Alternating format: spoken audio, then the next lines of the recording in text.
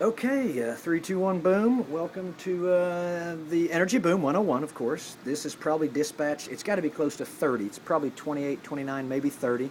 We quit counting, actually. And it is a glorious Sunday here at Boom U. And you can see that Jack Frost has brought forth his pleasant hand and dealt out a little flush of sleet. There's a little ice storm gripping Boom U today. And it's a Sunday, and I think it's probably around, I know it's 2013, and it's November, so it's whatever is the 21st, 22nd, something like that. But we're getting ready to talk about our glorious friends at Devon Energy, because they are just knocking it out of the park and continue to knock it out of the park, and will be a great investment. And we want to pull back just a smidge. We'll just get a quick shot of the talent there. There's a gusher at Boom U. You don't see that every day. We're going to do the back pedal here, and then we will start the episode, because there's a great article. You can hear the gentle clomping of the traffic. But we're moving back here. We got the same camera angle we're employing, and there's a stereo going in the background, which is no huge deal, because if Boston comes on, we have to pay homage to Boston. It's that simple. We're going to do a little adjustment. I'm literally going to just read this article from the newspaper, so bear with me half a second. All right, half a second. Okay, so you know I'm not making this up. $6 billion for shale play, and this is Wednesday, November 20th, 2013. Wall Street Journal. Go get it for $2. This is by Ryan December, if you were to assume that his name should be pronounced that way, or her name. I'm not going to get into that. Russell Gold and Dana Matalio. I'm trying my best here. I want to give them full credit. You probably didn't see this in the Oklahoman for certain reasons, which is glorious about how everything works in this world, including newspapers and capitalism and oil. But I digress. The music in the background, just checking on that. Okay, so $6 billion for shale play. Devon Energy out of Oklahoma. You just saw Boom U. Devon Energy gives money to Boom U and does a lot of other great things for Boom U. And Devon Energy is a publicly traded company in Oklahoma City, north of here, 20 minutes. They're Pink Floyd. We'll see where it takes us. They're a great Oklahoma. They're a great company, and they're a great Oklahoma story. And it's actually great to see that they put Larry Nichols' mug shot on the cover. I haven't read the article yet. We're going live. We had to go live on this one. So I'm going to read the article, and we'll figure it out. But it looks like they're getting ready to make a big play to take over a Texas shale driller, and I love it. Anyways, let's read the article, then we'll come back to the map. And we'll listen to Pink Floyd. Okay, so Devon Energy is nearing a $6 billion takeover of Texas shale oil driller GeoSouthern Energy, according to people familiar with the matter. The acquisition, which could be announced as soon as Wednesday, maybe this Wednesday, would be the largest U.S. oil and gas transaction of the year. Devon Energy. A takeover would be a bet by Devon, a pioneer in drilling for natural gas, into pumping more U.S. crude. Well, they're already doing that. We discussed that with Devon's efforts of bringing the crude out of the Mississippi Lime and the Woodford Shale in Oklahoma. So we might be a little bit ahead of the Wall Street on this one. Who knows? Let's not rattle sabers. Let's see here. GeoSouthern's operations are almost entirely in the Eagle Ford Shale, a prolific oil field in South Texas. Eagle Ford Shale, there it is. Think of South Texas, Houston all the way up. So that's where GeoSouthern, I was going to say geothermal. GeoSouthern's energy company has most of their acreage. So Devon is going to go for a play. They've already got acreage, by the way, in the Permian, so it looks like they're going to start locking in Texas. But let's continue the article here if we have time. I've discussed this with the bells of Boom U, so I should open the door. They're going to prompt me when we're almost out of time. Hang on.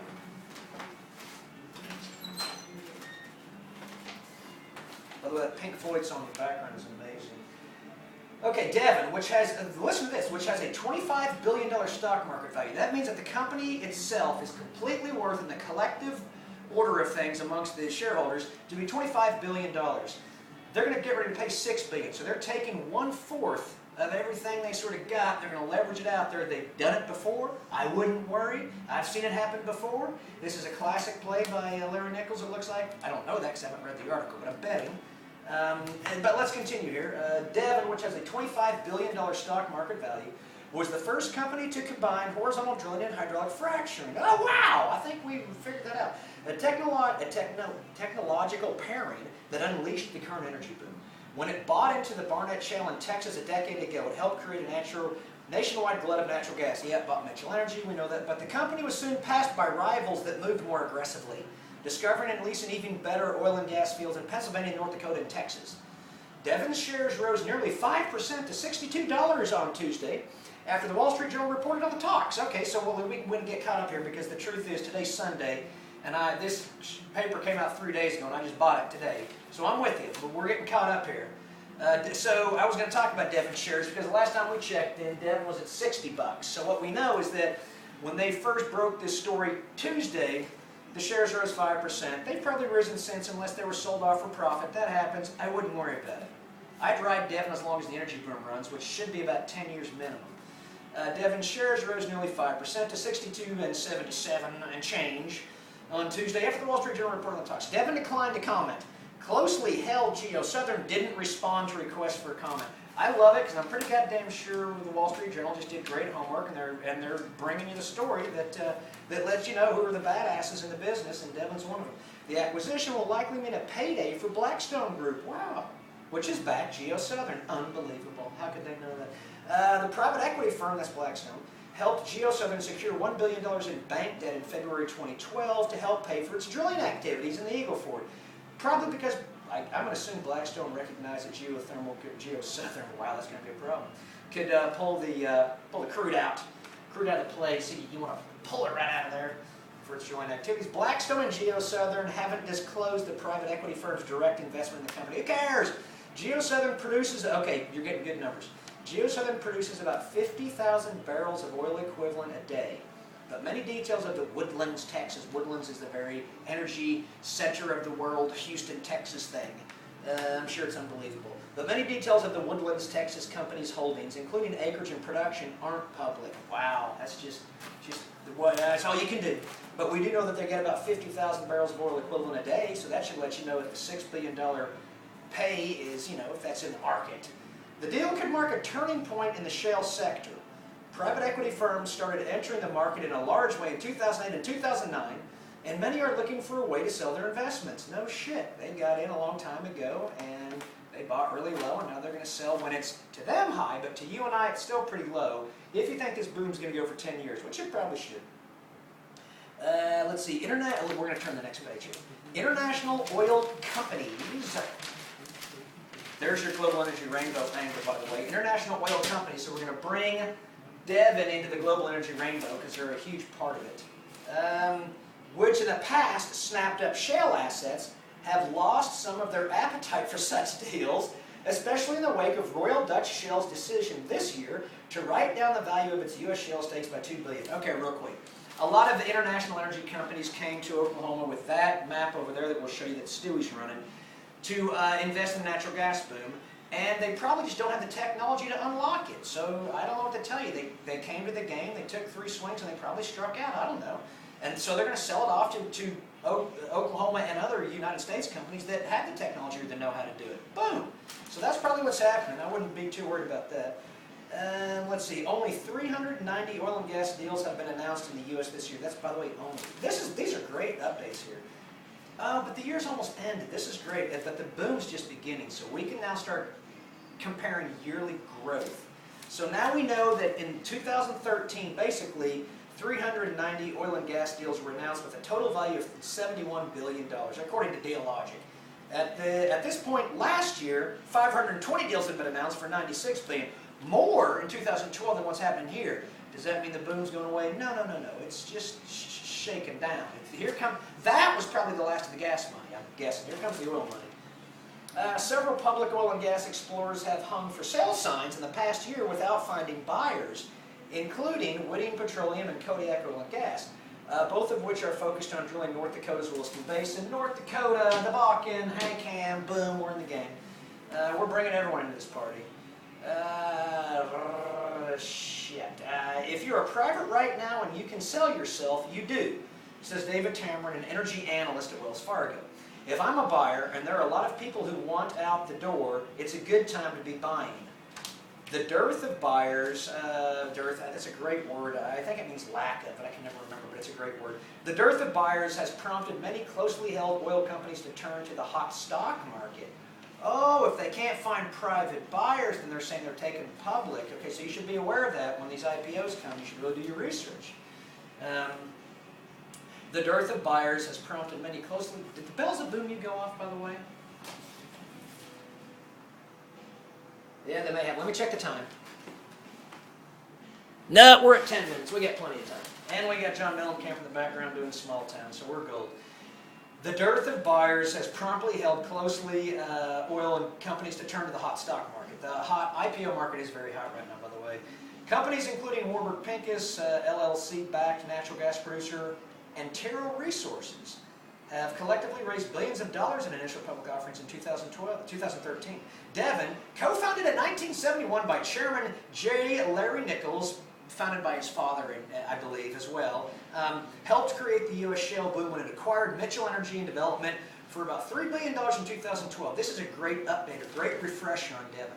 Mitchell was the first company to successfully use hydraulic fracturing and fracking to break open dense shale formations and make profitable wells. Devon was the first to use horizontal drilling, building wells that head straight down, then gradually turn and run through a wedge of shale, opening up more of the rock. What followed was a scramble by companies to lease shale acreage or buy up smaller companies that, often by happenstance, held a lot of acreage in shale fields. The Barnett Shale was soon eclipsed in size, and I got to tell you, you've got to read the Wall Street Journal, because not only is Kansas in the background, but in one article alone, they have dropped two beautiful words, dearth, and the next one I can't even frickin' pronounce, but it's a great word, and I think it's fecundity, or fecundity, and I don't have a fucking clue. And that was spelled P-H-U-C-K-I-N-G, not F-E-C. So totally different meaning. That's why I can say fuck on this show, because it's spelled P-H-U-C-K. Now, so let me complete this, because this is beautiful writing. The Barnett Shale was soon eclipsed in size and fecundity by the Marcellus Shale. Now, once again, I don't know if I pronounced it right or what it means, but it's letting you know that the Barnett Shale, where Devon uncorked things, was soon eclipsed by the Marcellus, even bigger. Yeah, we knew that. And Mr. McClendon, hey, let's work him in, let's bring him to the party. Good to see you, Mr. McClendon. Love to have you back at the show. He did the whole Marcellus thing. So let's continue the article here. When the companies figured out that the same technologies could be used to extract crude oil from the shales, Devon was largely left out, although it had been pumping more liquids in recent quarters. Out of the Mississippi line. Devon, this article probably doesn't take into consideration all the plays Devon has that they are now turning into oil-producing plays. They got the Mississippi line, which is big and only getting bigger. I think they got 400,000 acres there. They've got, I think, maybe the Klein Shale in the old school Permian, which is big and only getting bigger. They've got the Woodford Shale in Oklahoma, which is big and only getting bigger. Followed Continental, by the way, Scoop on the southern end of the Oklahoma Trail on that one. And now they're getting ready to acquire in the Eagle Ford. And God knows, you know where Devon also has acreage? Canada, which is pretty wicked. And they used to have it in the Tuscaloosa Marine, but they sold it. That's an interesting side story. I don't know if we got time for that. Let's complete the article. So Devon, which is based in Oklahoma City, in recent years sold its international and offshore assets, raking in more than $10 billion in the process. Investors have been pushing it to use some of this cash to buy its way into more U.S. oil production, which is what it's doing. In a nutshell, a couple years ago, Devon sells everything they own for $10 billion. They take all those assets, they redeploy them, bells of boom you. Wow. Perfect timing to wrap it up. They redeploy all that capital in the United States, basically in Canada, a lot of it in Oklahoma, and I'm pretty damn sure that Devon will knock it out of the park like they always do. Do yourself a favor and look at what they've done since this founding in 1971. And you'll see they've always progressed well. That's the report on Devon Energy. This almost deserves a symphony of shale kind of thing, so we want to go ahead and throw that out. That you're here at the Transparent Barrel Studios, and we're going to go ahead and, since we've now read the article and we understand it, we're going to call this a Symphony of Shale episode. It's fair enough. And we're welcoming, we finally welcome Larry Nichols as a guest conductor. Has his own Symphony of Shale, I think. We'll see how it fleshes out. But that's it, and this has been Energy Boom 101. This is the slogan I think we're going to run with this time is exploring existence through the prism of energy. So